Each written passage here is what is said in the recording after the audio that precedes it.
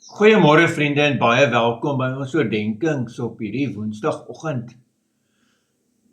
Ja, dit is eintlik baie goed om te deel. Kom ons begin by die teks. Johannes 8 van vers 54. Jesus het geantwoord: As ek myself verheerlik, is my heerlikheid niks werd nie. Dit is my Vader wat my verheerlik. Hy van wie julle sê, hy is ons God. Julle ken hom nie, maar ek ken hom. En as ek sê ek ken hom nie, sal ek net soos julle 'n leienaar wees. Maar ek ken hom en ek bewaar sy woord. Abraham, julle vader het daaroor gejubel dat hy die dag van my koms sou sien. En hy het dit gesien en was bly. Die Jode sê toe vir hom: Jy is nog nie 50 jaar oud nie, en jy het Abraham gesien? Jesus het hulle geantwoord: Amen, amen. Ek sê vir julle, ek is al van voor Abraham gebore is. Hulle het toe klippe opgetel om hom te stenig, maar Jesus het hulle ontduik en die tempelterrein verlaat. Geliefdes, hier in vers 58, as jy hier sien en hy staan, ek is, gaan jy sien, dit is 'n frase, dit is daai hele ego-eimi uitspraak waaroor ons nou al baie gepraat het, die ek is wat teruggryp na Moses by die brandende bos. En die Jode het dit heeltemal verstaan. Hulle het heeltemal verstaan dat Jesus sê daarmee dat hy God is. En dis hoekom hulle klippe wil optel om hom te stenig. So definitief die bevestiging dat Jesus God is, en dan die bevestiging dat hy die Vader ken, en dan die aantuiging,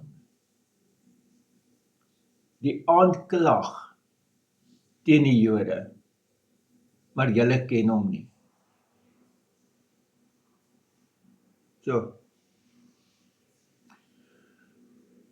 die vraag na my en jou vanoggend is, ken ons hom?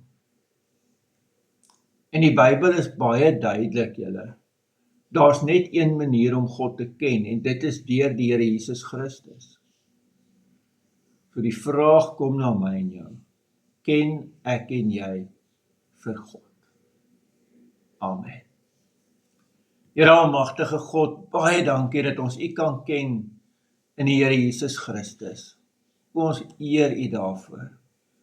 Dankie dat ons U mag ken. En ja, Here, ons bely dat ons ook vir U nodig het. Ja, Here, ons kom bid saam met elke boer in hierdie land, elke gelowige in hierdie land. Kom bid ons ook vir die krisis rondom die back and closure, en dat U sal ingryp. En ja, Here, waar ons regering onwillig of te korrup is om te help, wil ons vra dat U ook daar sal ingryp. In die naam van ons Here Jesus Christus. Amen. Nee, vriende, ons het gisterand 'n baie mooi gesamentlike kerkraadvergadering gehad tussen Wenen, Escort en Mooirivier. Maar die kerkraad vra dat ons dit regtig op elkeen van die se harte druk om baie ernstig by die Here te pleit en saam te bid oor hierdie back and closure. Ek moet eerlik bely, ek het geweet dis 'n krisis, maar ek dink nie ek het die volle impak van dit verstaan nie. Ek het gisterand nou weer gelees 'n melkboer hier in Elwick wat meer as 1000 beeste verloor het. 'n Varkboer wat, ek het nie geweet varke kry dit ook nie. Dit versprei blykbaar na die varke ook, baie vinnig.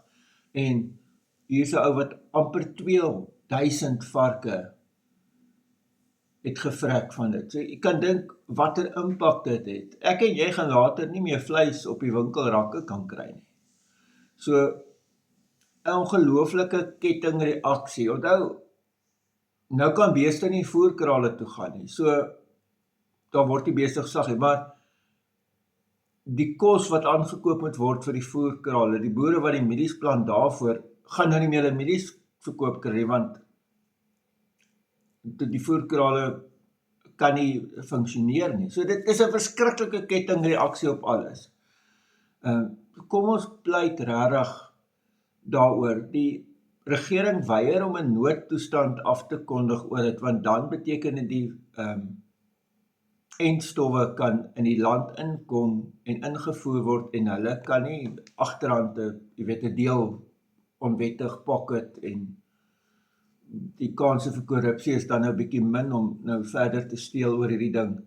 So dit maak 'n mens naar om te dink dat hulle enigste bekommernis is wat kan hulle persoonlik uit die ooreenkoms kry. Nie die hele land se mense gaan geraak word hierdeur. Kom ons reageer en net tot beswil van die land en ons probeer hierdie ding hanteer nie. So ja, kom ons bid ernstig daaroor. Die ander saak wat op die tafel was, en ek het dit in die eredienste afgekondig, so ek sê dit ook hier. Ek wil graag elke mens besoek in die 3 dorpe, so ek wil vra dat jy vir my 'n boodskap stuur, kontak my en reële besoek.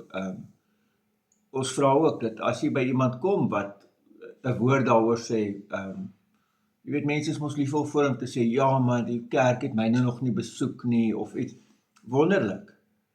Moet dit nie negatief sien nie. Sien dit as hierdie mens wil die kerk in sy huis hê. En dan bel jy my onmiddellik, by die persoon. Jy staan nou hier by Koos, dan bel jy my dadelik en sê, Rudy, ek staan hier by Koos, kom ons maak gou 'n afspraak. Dis die enigste manier hoe dit werk, en ons, letterlik by almal kan uitkom. Die rede is ek het 'n behoefte, baie sterk behoefte om in elke huis te bid en net te bid dat die Here vir jou 'n mooi jaar sal gee wat voorlê. So, help my asseblief daarmee ook, en verder moet jy dan 'n baie mooi en 'n baie geseënde dag hê. Totsiens.